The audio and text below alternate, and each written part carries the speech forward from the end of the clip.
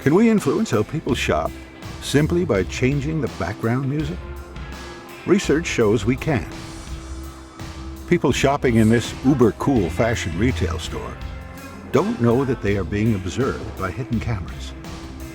They also don't know their shopping habits are about to be manipulated by the background music.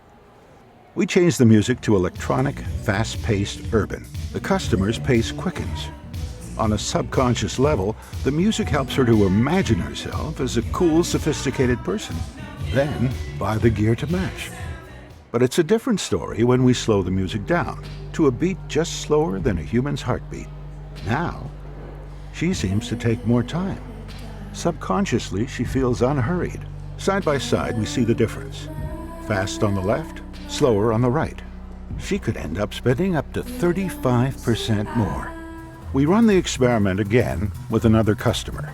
With a faster beat, his actions seem to accelerate. And again, without even realizing, he begins to slow down. Remarkably different to his rapid actions on the left. We run the experiment again with customer number 3, with precisely the same results. Most people pay no attention to the music while they shop, but marketers do. Our research shows that tricky marketers who know their customers orchestrate how they shop simply by choreographing the right background music.